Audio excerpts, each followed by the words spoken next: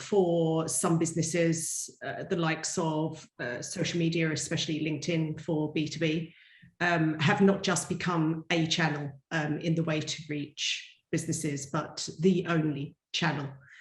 And I think suddenly it certainly accelerated the use of this channel, but suddenly everyone had to become an expert on B2B digital marketing overnight on these channels. So, I think everyone dives in with how do we work with the algorithm? And that's where people tend to start, and they think that there's some magic behind the curtain. How do you use this channel?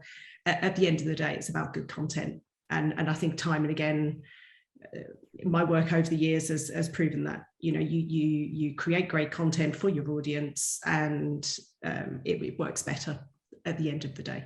Going back to the grassroots and identifying what works for your particular audience. So for us here, the last 2 years, personalized email marketing campaigns, which have been tailored for the specific audiences and demographics, that's what's been working for us. And it's more than just looking at the open and click rates. It's looking at the analytics of how afterwards, it's like the visual composition of those campaigns and the use of video, which we haven't been using until the last 2 years. So that for us has had a significant impact on our relations with clients, and it's really helps engage with them.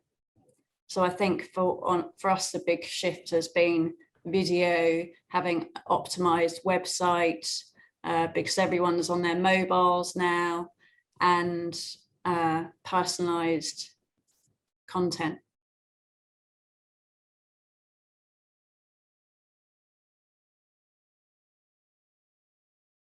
Absolutely. I totally think there's a customer for the written word, and I know in the financial industry, depending on your department, the researchers, they're always reading the quarterly reports. Our clients are always calling us up. They're always looking forward to the quarterly letters. And I think it's offering people the choice of long form content or video or shorter content. It still has a place, but you need to look at where that place is in the funnel. I mean, end to end, from the first time you engage with a potential, prospect or customer, you're starting a story with them. You have to have the beginning of the story, the middle and the end, and you have to really assess at what point is this person going to be interested in the detail that I provide. And this is among strong competition out there. If you're going to go out with a white paper and make a statement or a lengthy report and put a lot of time and effort into it, often very expensive written copy, anything that's worth somebody's time for that length of time, needs to be considered. At what point are they going to be engaging with you as a brand in putting out this paper and the content within it? And I think what the conversion to almost solely, digital channels over the last 18 months has really meant that, and the limited time you have to interact with or reach customers and prospects, it means that you've really got to look at your USPs right at the beginning and surface them very, very, very quickly. Does that mean a lengthy report? Probably not at that point.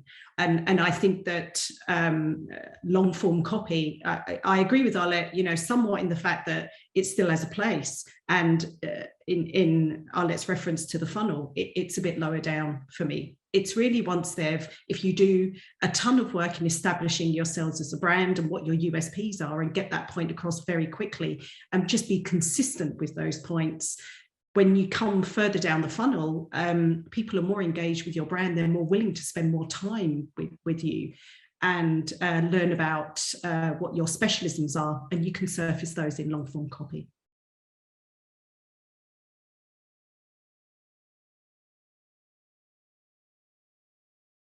hero content. For those that don't know the phrase hero content, but it's often what you spend the most money on, but not always. But it's the piece that you're really going out with that has the broadest reach, that has the most eyes on. That's, perhaps what you're putting the most page behind, but it really does reach, the most amount of people for whatever you're doing on that occasion and in context.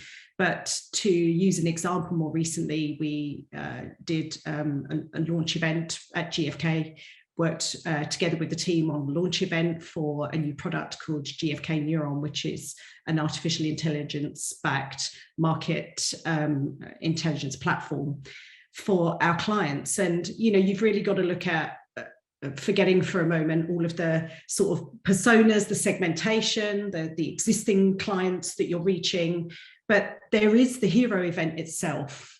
So that was the hero asset at this stage. But we worked very hard behind the scenes in grabbing every piece of content we could that supported, that event and lent itself to more evergreen content going out. But mostly all of that was shorter form articles, messaging wrapped around behind the scenes videos. And to me, video plays a really key part, but especially when you're surfacing expertise. If people want to engage with experts, they want to listen to what experts are saying, increasingly in this world where we've become more and more siloed because of the recent events, you want to engage with peers, experts, even if it's only to confirm your findings and what your strategies are.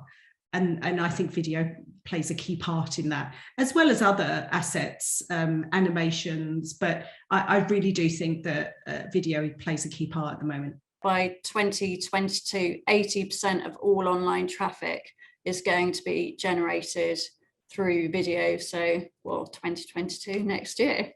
For us in the financial industry, we didn't, as I previously said, ever really use much video content, but now we are using that, and we're using it, as Hayley had said, on a surface level as a warm up to connect with those prospects, and we're having conversations with other fund managers, then using that content into shorter clips to disseminate it in our other marketing collateral. And we really find that is working, and it's actually speeding up the process through the cycle for us, because they're getting a quicker connection to the managers than they would have before when we didn't ever use video. To actually suggest that B2B is old, stuffy, does not welcome emotive-based content that's exciting and fresh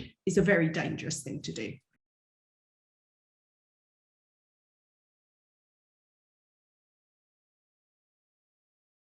I think all too often we behave like experts whom are speaking with experts, and we're drowning in our own expertise, and we just sometimes forget that every now and then we're reaching people who are not experts, and actually all they want to know is, what do you do? What does this damn thing do?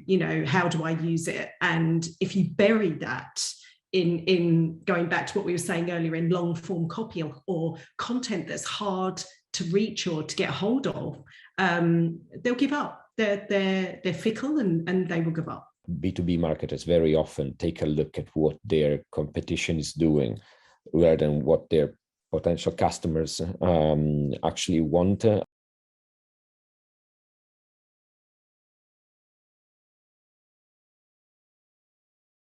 Messaging, yes, is key. Messaging is key if you know your audience. If you know your audience at that point and you know what messaging will resonate with them, then fire away, go for it. More recently, what I have been looking at is what I call key evaluation content, which is surfacing content against longer form queries. For me, it's about evaluation. And rather than, yes, messaging, but if you know your consumer or customer or prospect, message them, great.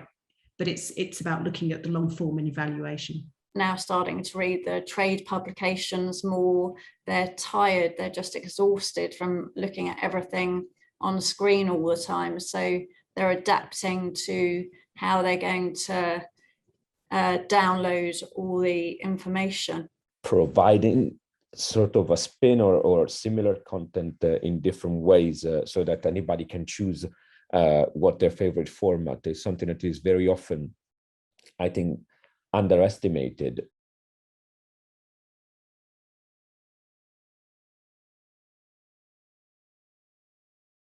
Working with a webinar software which has the ability to customize it with all the brand identity, as we represent a number of clients. So it's all carrying through their brand integrity and having very strong visuals, a very strong about the webinar, what it's about,